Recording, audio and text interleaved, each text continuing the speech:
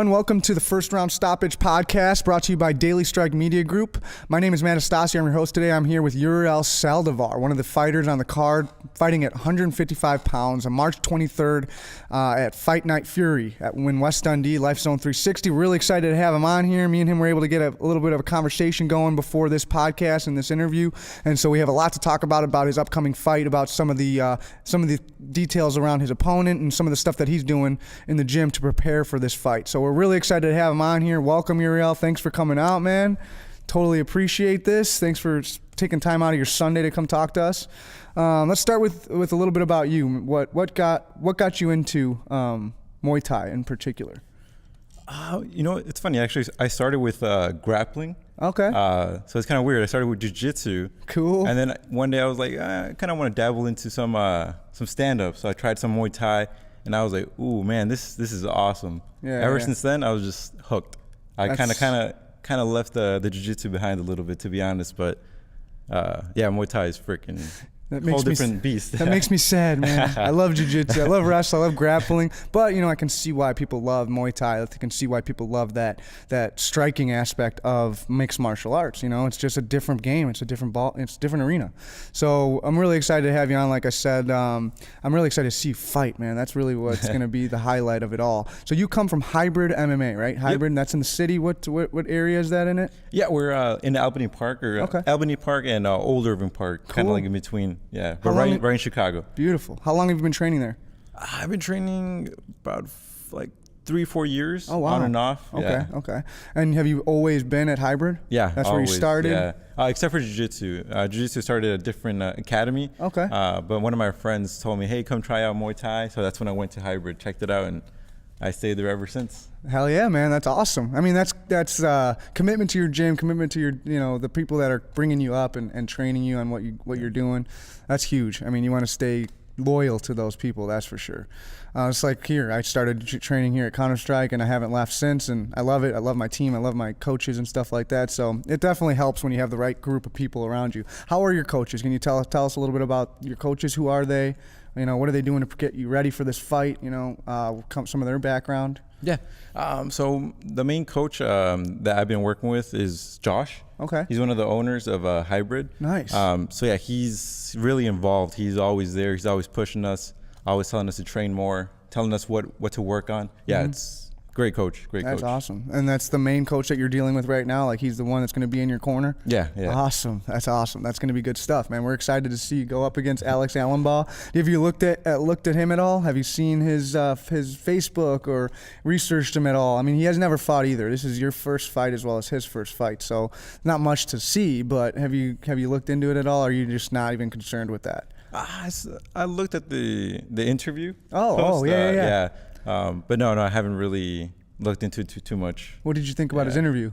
I didn't really watch it, actually. Okay. I just saw the post. Yeah, I got you. Listen to it, man. Watch it, because you get some insight on who this guy is, and that makes a world of difference. I was just talking to him about it right now. He just left, actually, and he was telling me how excited he was, and he's just excited to get in the ring for the first time and all that stuff. So check out that episode. It'll give you some insight for sure. But let's talk a little bit more about your training regimen. So there's a lot that goes into these fights, a lot of preparation, a lot of training that's involved. So tell us about your routine. What are you doing right now in the gym to get ready for this fight?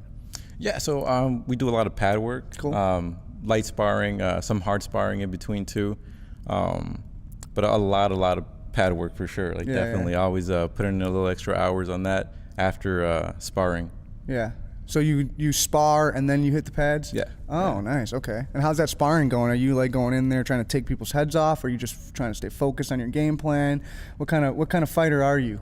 I think at the time I'm trying to be a little more technical. Okay. Just trying to make sure my technique is all clean and good to go.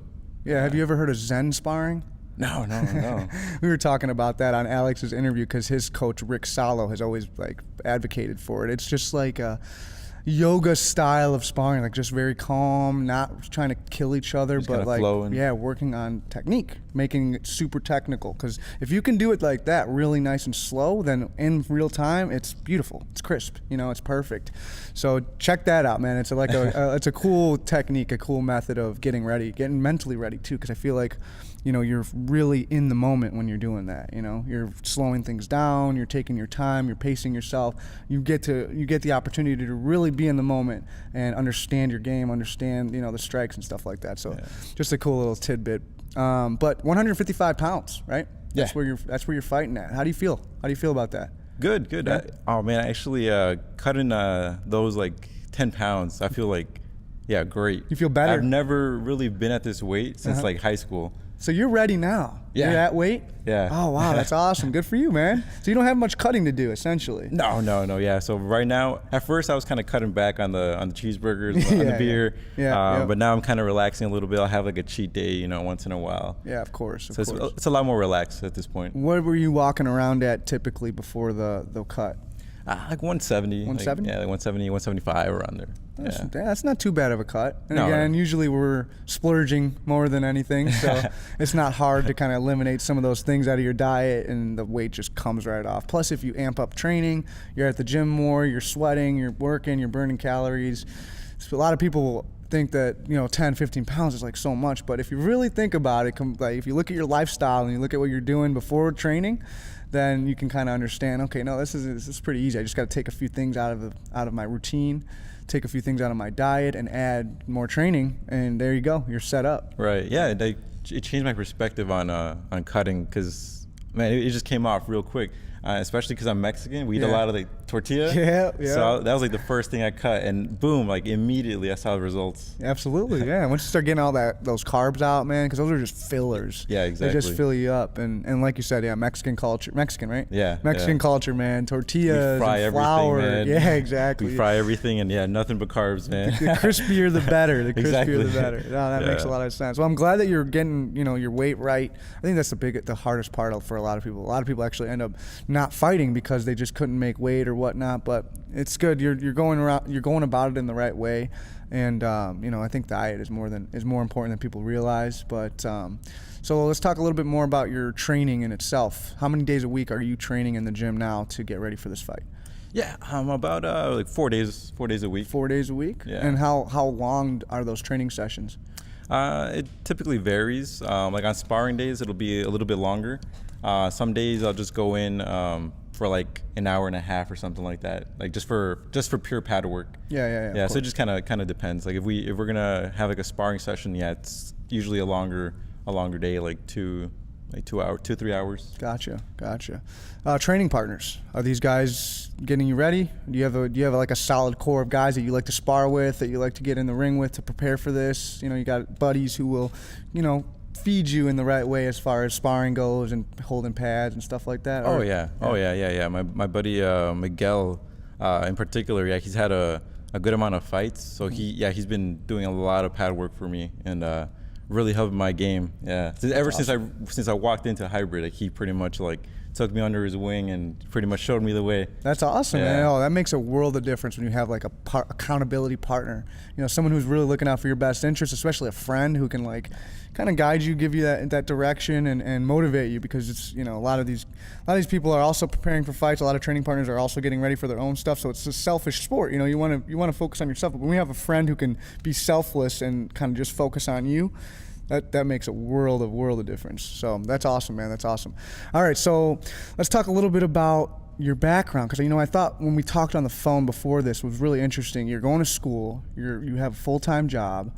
You're also in the Marines. Yeah. So how do you balance all that? Training is a job in itself, especially coming up on a fight. So what are you doing? How do you balance that? How do you juggle all those things and still keep your sanity? Well, I think the foundation for everything, honestly, is like the Marine Corps. Yeah, I think the Marine Corps like really pounded in some hard work and dedication, motivation into me. Yep. So ever since I joined the Marine Corps Reserve, it changed everything. All my work ethic, everything. Yeah. Would you say the discipline aspect more than anything? Oh yeah. Like just getting up and doing it? no Yeah. matter how tired you are, or how bad work was, or whatever. Yeah, because after like training and all that, like I was just like, man, life is like so much easier. I can do pretty much anything I want, really. Absolutely. You know, it's just a mindset. It's really a lot of it was the mindset that they gave me. Yeah. So you know, working and balancing school and everything just kind of came a little bit more naturally. That's awesome, man. Yeah, when you told me you were in the Marines, I was like, oh man, this guy's got discipline. You know, he's ready. He's ready to get out there. How do you think that the Marine Corps has kind of shaped you and gotten you prepared for this? How do you relate Muay Thai to being in the Marine Corps? Well, I think it goes back to the discipline. Yes. Just, you know, really following your regime and just kind of policing yourself, you know. Absolutely. Like sometimes I think we all have days where we're just like, oh, I don't really want to come into the gym, you know, I'm kind of tired today. But then, you know, I kind of think back like, nah, I got to go. I'm going to go. So Absolutely. I go and just push through. Absolutely. That's awesome, man. I think that's going to really show in the ring on March 23rd when you get in there with Alex. I think that aspect of your lifestyle and what you're all about is going to show, is that discipline. I mean, you're going the distance. You're going to get in there. You're going to want to fight all the rounds. You want to get, you know, as many strikes as you can, get in there, make an impact in the ring. And again, I think that discipline is going to really show when time comes March 23rd that night. It's going to be cool to watch for sure. So let's talk about Alex. Let's talk about your opponent, man. What are your thoughts going into this as far as him? Like, have you thought about his experience? Have you thought about him at all? Or are you just really focused on yourself at this point? I'm mostly focused on myself right now, just because the way I see it is I'm testing my abilities. You know, like I've been, you know, doing the pad work, you know, and prior to taking the fight, you know, I already had technique down, things like that, right? But now to me, it's more about testing my abilities. Yes. It's one thing hitting the bag and, you know, getting the form right, but then it's another thing really implementing it and putting it into practice. Yeah. So does it make you nervous that you're about to fight someone else? Like, are you nervous? Oh yeah. You know, definitely there's you know, nerves into it. Definitely. But I think it's a good thing. You know, it just kind of keeps you sharp. Absolutely, and humble too, because those nerves make you humbles you. You're like, oh man, I'm nervous. You know, you're not fully mentally prepared to get in there, but you have to. It's going to happen, you know. But I feel like nervousness is definitely a humbling experience because it makes you kind of self-conscious. It makes you second guess your abilities and whatnot. So I think it's a good thing to be nervous. I agree with that for sure. Yeah. It's I think it's a really good thing to also be able to tell people, you know, like, yeah, you know, I got some jitters.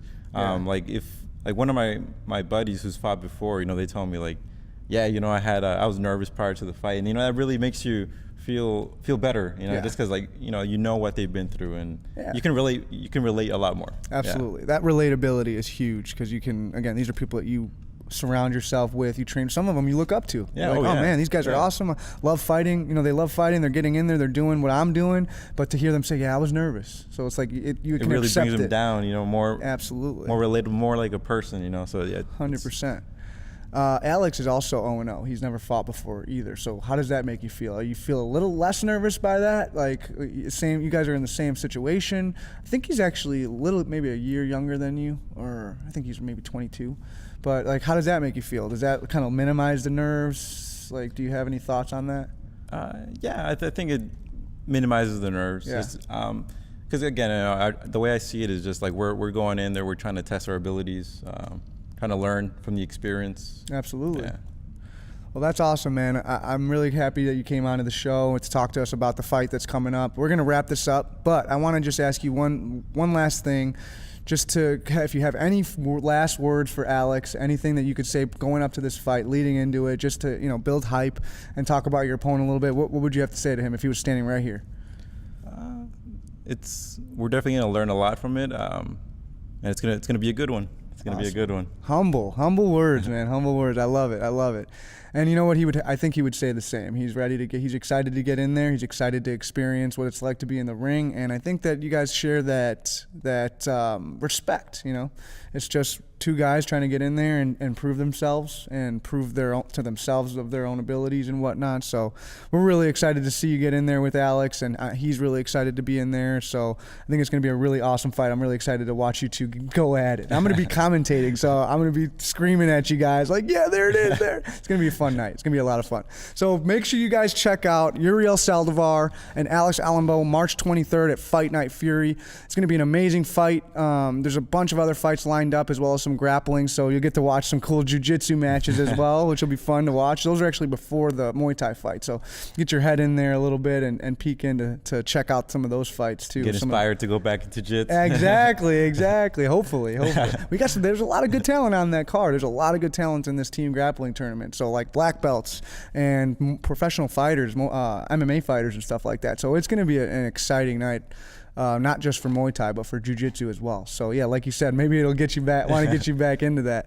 But thanks everyone for listening. We appreciate the feedback and everything. Please subscribe to the channel if you can. Everybody, this is Uriel Saldivar. Thank you for coming out, man. Thank you for taking time out of your day to come talk to us a little bit. We're really excited to watch you get in the ring. And make sure you guys buy tickets to the Fight Night Fury March 23rd. It's going to be an amazing fight. Until then, we'll be keeping you guys posted on some of these other competitors. Thanks for watching, and have a good one.